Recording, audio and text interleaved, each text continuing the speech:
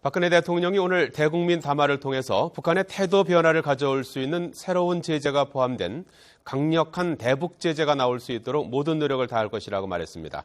또 정치권이 국민의 안위와 삶을 위하도록 국회의 기능을 바로잡는 일부터 해야 한다면서 국민들이 나서달라고 호소했습니다. 취재기자 연결합니다. 박현 기자. 네, 청와대 춘추관입니다. 예, 오늘 대국민 담화와 기자회견에서 북한의 4차 핵실험에 대해서 강력한 제재 의지를 밝혔죠? 네, 그렇습니다. 박 대통령은 오늘 담화에서 우선 북한이 뼈아프게 느낄 수 있는 실효적인 제재 조치가 필요하다고 말했습니다.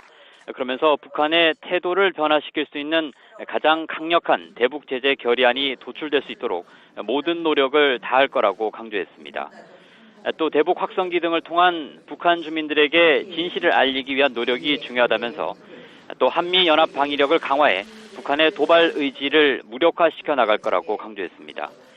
특히 이 과정에서 중국의 역할이 중요하다면서 핵을 용납하지 않겠다는 중국의 의지가 실제적인 조치로 연결돼야 한다고 지적했습니다.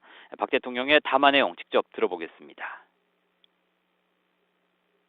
그동안 북핵 문제와 관련해 우리와 긴밀히 소통해온 만큼 중국 정부가 한반도의 긴장 상황을 더욱 악화되도록 하지는 않을 것이라고 생각합니다. 어렵고 힘들 때 손을 잡아주는 것이 최상의 파트너입니다. 앞으로 중국이 안보리 상임 이사국으로서 필요한 역할을 해줄 것으로 믿습니다. 박현 기자, 박근혜 대통령 또 경제 활성화와 노동개혁 법안의 처리도 거듭 호소했죠? 네, 박 대통령은 담화에서 정치가 국민을 위한 일에 나서야 한다고 강조했습니다. 위기에 대한민국을 위해 정쟁을 내려놓고 힘을 합해달라고도 요청했는데요. 특히 노동개혁 5개 법안 가운데 기간제법은 중장기적으로 검토를 하더라도 파견법만큼은 반드시 받아들여달라고 요청했습니다. 파견법은 중소기업의 어려운 근무 환경을 극복하기 위한 거라면서 파견 근무를 막는 것은 중소기업을 사지로 모는 거라고 지적했습니다. 그러면서 경제활성화 법안과 노동개혁 4개 법안을 이번 국회에서 반드시 처리해달라고 호소했습니다. 특히 이 과정에서 유일한 대안은 바로 국민들이라고 말했는데요. 가족과 미래의 후손들을 위해서 국민들이 앞장서 달라고 당부했습니다. 이 부분도 직접 들어보겠습니다. 이 나라의 주인은 대통령도 아니고 국회를 움직이는 정치권도 아닙니다. 이 나라의 주인은 바로 국민 여러분들입니다. 우리 가족과 자식들과 미래 후손들을 위해서 여러분께서 앞장서서 나서주시기를 부탁드립니다. 저도 국민 여러분과 함께 동참할 것입니다. 제가 바라는 것은 정치권이 국민들의 안위와 삶을 위해 지금 이 순간 국회의 기능을 바로잡는 일부터 하는 것입니다.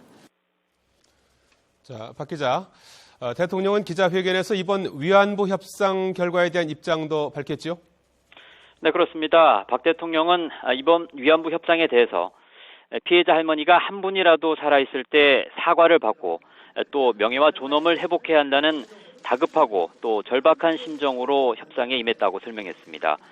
그러면서 협상이라는 게 100% 만족할 수는 없지만 최대한 성의를 갖고 할 수 있는 최상을 받아내도록 노력한 부분은 인정해줘야 한다고 말했습니다. 또 역대 대통령들과는 달리 기회가 있을 때마다 위안부 문제를 여러 국제회의에서 공개적으로 제기해왔고 또 일본 정부를 압박해왔다고 강조했습니다. 특히 할머니들이 공통적으로 그간 바랬던 게 일본군이 관여했다는 인정과 또 일본 정부 차원의 사죄와 배상이었다면서 이번 합의는 이 부분을 충실하게 반영한 결과라고 강조했습니다. 위안부 협상 관련된 박 대통령의 답변 내용도 직접 들어보겠습니다. 결과를 놓고 비판은 누구나 할 수 있는 일입니다.